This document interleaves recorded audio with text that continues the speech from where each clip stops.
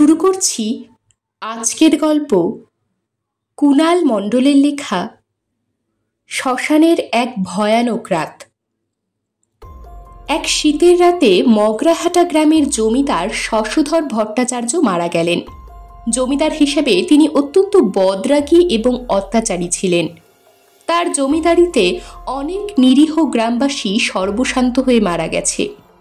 খাজনা আদায়ের নাম করে তিনি গরিব নিরীহ মানুষগুলির কাছ থেকে তাদের জায়গা জমি সব কেড়ে নিত, আর যারা জায়গা জমি দিতে চাইতো না তাদের উপর চলত নির্মম অত্যাচার। তাই জমিদার শশধর ভট্টাচার্য যখন মারা গেলেন তখন গ্রামের লোকেরা যেন হাঁপ ছেড়ে বাঁচল। এমনকি তার অধীনে থাকা লেঠেলগুলোও খুব খুশি হলো, কারণ তারা জানত জমিদার তাদের দিয়ে অনেক অনেক খারাপ কাজ করিয়েছে, যা তারা পেটের দায়ে করেছিল। তাই জমিদার মরতেই তারা সবাই কাজ ছেড়ে চলে গেল। এদিকে জমিদার গিন্নি পড়ল মহা বিপদে।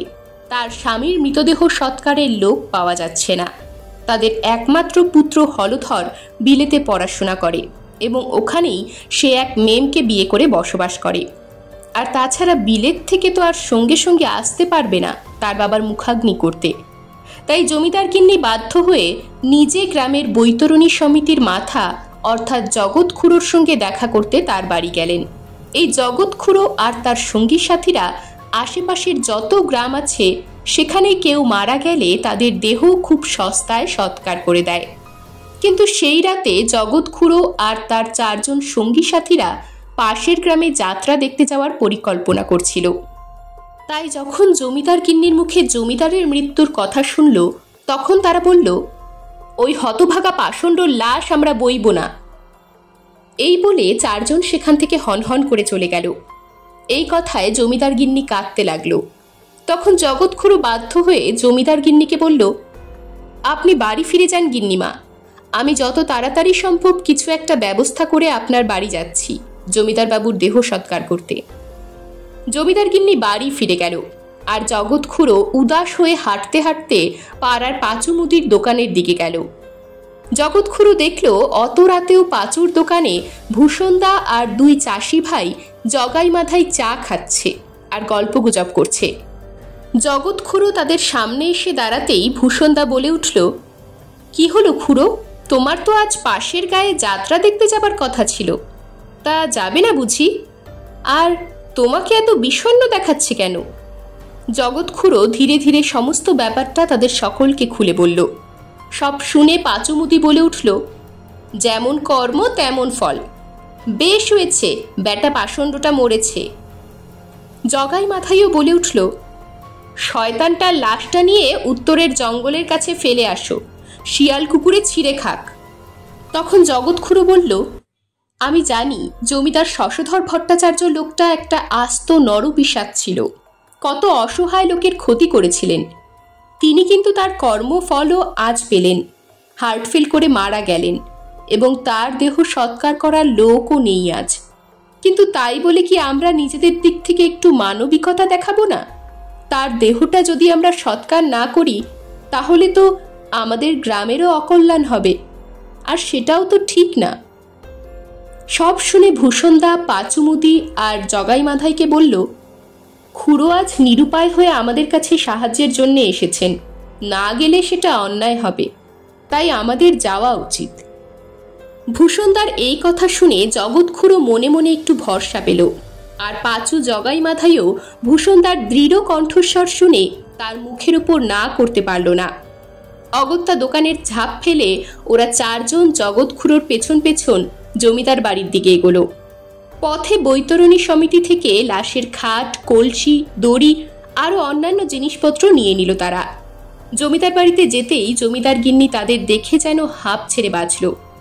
জগৎ খুড়ো আর সময় নষ্ট না করে বাকি 4 জনকে নিয়ে জমিদার বাবুর লাশটা কাঁধে করে বয়ে জমিদার বাড়ি থেকে বেরিয়ে গেল।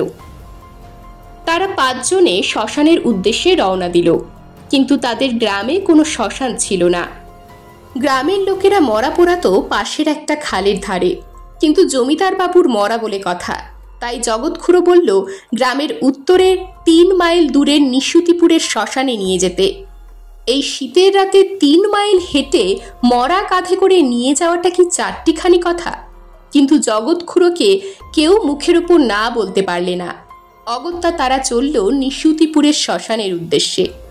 ভূষণদা ও পাঁচু মুদি ধরল মরার সামনের পায়া, আর জগাই মাথায় ধরল মরার পেছনের খাটের পায়া, এবং জগৎ খুড়ো এক হাতে হ্যারিকেন আরেক হাতে মাটির হাড়ি নিয়ে চলতে লাগলো ওদের আগে।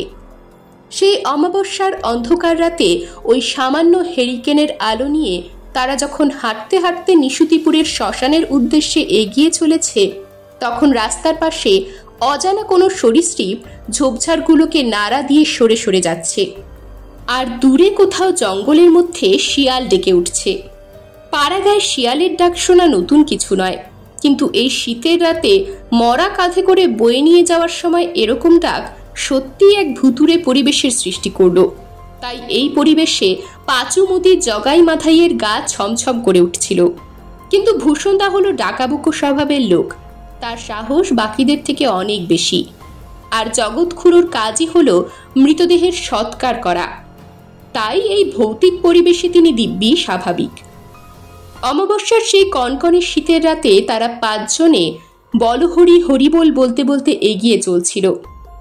তাদের নিজেদের মুখের কথাটাও যেন একটা নিশুতি রাতের বিভীষিকার মতো শোনাচ্ছিল। অবশেষে তারা 3 মাইল অতিক্রম করে নিশুতিপুরের শ্মশানে এসে পৌঁছল। চারিদিকে তখন জনমনীষী নেই। শ্মশানের ডোমের ছোট্ট কুটিরের সামনে খাটিয়াতে ডোম নিজেই শুয়ে আছে। জগৎ খুড়ো বারবার ডাকা সত্ত্বেও ডোম যখন ঘুমের ঘোরে একটু হু হা বলল, তখন তারা বুঝে গেল ব্যাটার ছেলে হতভাগা গাঁজা খেয়ে বেহুশ হয়ে মরার মতো ঘুমোচ্ছে। তার আর আজ রাতে ঘুম ভাঙবে না। তাই জগৎ খুড়ো বলল, তোমরা 4 জন গিয়ে পাশের জঙ্গল থেকে চিতা জ্বালানোর কাঠ কেটে আনো, আর আমি এখানে মরা ছুঁয়ে বসে থাকব, কারণ একজনকে তো মরা ছুঁয়ে বসে থাকতেই হবে। তখন জগাই মাথায় বলল, মরা ছেড়ে গেলে কি হয় খুড়ো? জগৎ খুড়ো বলল, এটা হলো শ্মশান ভূমি, এখানে কত কি যে হয় তা সাধারণ মানুষের বুদ্ধির বাইরে। তখন পাঁচুমতি বলল, তোমার একা মরা ছুঁয়ে বসে থাকতে ভয় করবে না খুড়ো? জগৎ খুড়ো বলল, ভয় করবে আমার? ওরে ছোকরার দল, তোরা কি জানিস আমি কয়েক হাজার মরা পুড়িয়েছি, আর সেই আমারই কিনা ভয় করবে? এই বলে জগৎ খুড়ো অট্টহাস্য করে উঠল। ভূষণদা তখন বলল, আর কথা বাড়িয়ে লাভ নেই, আমরা ডোমের কুড়ুলটা নিয়ে এই চললাম জঙ্গলে কাঠ জোগাড় করে আনতে, তুমি আমাদের জন্য অপেক্ষা করো এখানেই। এই বলে ভূষণদা পাঁচু মুদি আর জগাই মাথাইকে নিয়ে কাঠ জোগাড় করে আনতে জঙ্গলের দিকে এগিয়ে গেল, আর জগৎ খুড়ো মরা ছুঁয়ে বসে রইল সেই নির্জন শ্মশানে। খুড়ো জামার পকেট থেকে একটা বিড়ি বের করে জ্বালিয়ে মনের সুখে টানতে টানতে দুকলি গান ধরল, কিন্তু তখনই দমকা বাতাসে হ্যারিকেনের আলোটা নিভে গেল। খুড়ো পকেট থেকে দেশলাইয়ের প্যাকেটটা বের করে দেখল তাতে একটাও কাঠি নেই। খুড়ো বিরক্ত হয়ে বলে উঠল, আচ্ছা জ্বালাতো, এই অন্ধকারে এবার আমাকে এই হতভাগাটার মরা ছুঁয়ে বসে থাকতে হবে। ওই ছোড়ার দল কখন যে কাঠ জোগাড় করে নিয়ে আসবে কে জানে। এই বলে খুড়ো বিড়িতে টান দিতে লাগলো ঘন ঘন। একসময় বিড়িও শেষ হয়ে গেল। বিড়ির ওই সামান্য আগুন নিভে যাওয়ার সাথে সাথে অন্ধকার যেন খুড়োকে চারিদিক থেকে গ্রাস করতে এলো। অন্ধকারের চোখ সয়ে গিয়েছিল খুড়োর। হঠাৎ খুড়োর বসে থাকতে থাকতে একটু তন্দ্রা এলো। বসে বসেই সে ঢুলতে লাগলো। কিছুক্ষণ পরে কিসের একটা আওয়াজে খুড়োর ঘুম ভেঙে গেল, আর তারপর খুড়ো নিজের চোখের সামনে যা দেখল তাতে তার শরীরের রক্ত হিম হয়ে গেল। খুড়ো দেখল পাশের শেওড়া গাছের ডালের উপরে একটা কঙ্কাল বসে আছে, আর তার একটা হাত লম্বা হয়ে নিচে এসে মরা বইবার খাট থেকে শশধর ভট্টাচার্যের দেহটা নিয়ে সোজা ওপরে চলে গেল এবং সেটা ছিঁড়ে ছিঁড়ে খেতে লাগলো। এসব দেখে ভয়ে কাঁপতে লাগলো খুড়ো, এবং পর মুহূর্তেই সে অজ্ঞান হয়ে গেল। ভূষণদা, পাঁচুমুদি, জগাই আর মাথাই ব্যাপারটা দূর থেকে দেখেছিল, তাই তারাও কাঠ হাতে তাড়াতাড়ি জগৎ খুড়োর কাছে এসে খুড়োকে কলসির জলের ছিটে দিল। মুখে ঠান্ডা জলের ছিটে পেয়ে খুড়োর জ্ঞান ফিরল। কিন্তু সামনের শেওড়া গাছটার ওপর তখনও কঙ্কালটা শশধর ভট্টাচার্যের লাশটা ছিঁড়ে ছিঁড়ে খাচ্ছিল। সেই বীভৎস দৃশ্যটা দেখে খুড়ো, পাঁচুমুদি, জগাই আর মাধাই থরথর করে কাঁপতে লাগলো এবং রাম নাম জপ করতে লাগলো। কিন্তু ভূষণদা ছিল দারুণ সাহসী আর ডাকাবুকো স্বভাবের লোক। জীবনে অনেকবার সে ভূত, প্রেত, পেতনি চাক্ষুষ দেখেছে এবং তাদের শায়েস্তাও করেছে সে। ততক্ষণে ডোম ব্যাটার ছেলেরও ঘুম ভেঙে গেছে এবং চোখের সামনে এরকম একটা ভয়ঙ্কর দৃশ্য দেখে তারও গাজার নেশা উবে গেছে। সেও এসে ভূষণদার কাছে দাঁড়িয়ে থরথর করে কাঁপতে লাগলো। ভূষণদাও আর এক মুহূর্ত দেরি না করে যেই না শেওড়া গাছের দিকে এক পা এগিয়েছে, ঠিক তক্ষুনি খুড়ো পেছন দিক থেকে ভূষণদার কাঁধ খামচে ধরে বলল, তুমি কি পাগল হয়েছ ভূষণ? সামনে ওইদিকে কেন যাচ্ছ?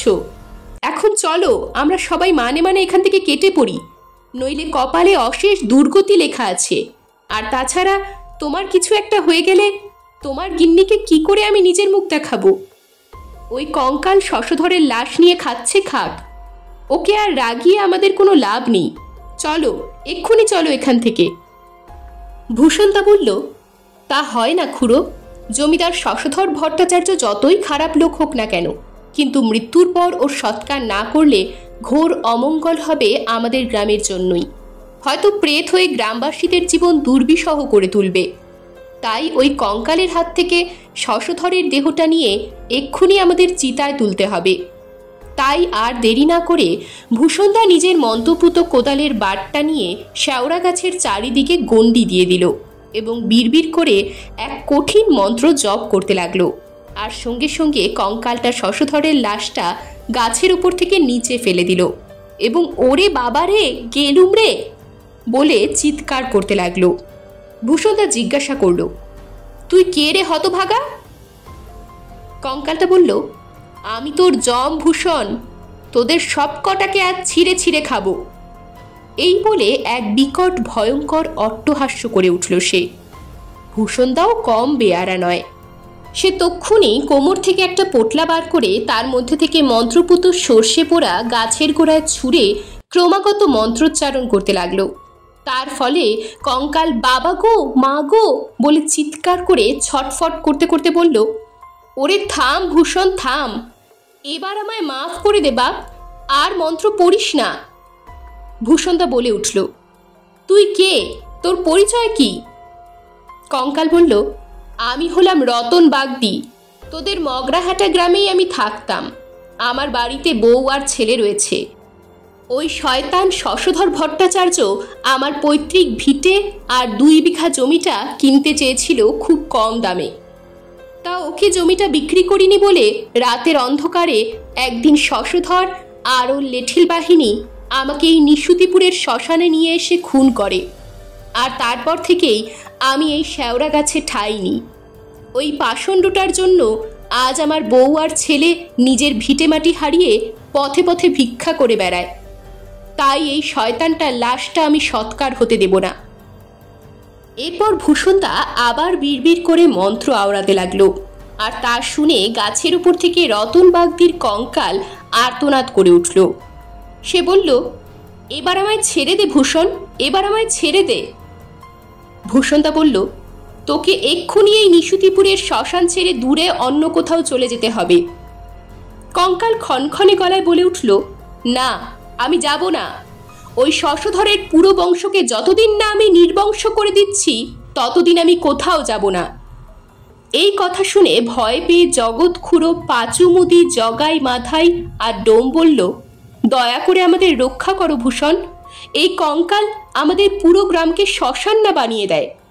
ভূষণদা বলল, রতন বাগদি শুধু শুধু ভূত হয়ে কষ্ট পাচ্ছে, ওকে মুক্তি দিতে হবে আমাকে। ভূষণদা কঙ্কালকে বলল, শোন রতন, তোর সাথে যা হয়েছিল তা খুব খারাপ।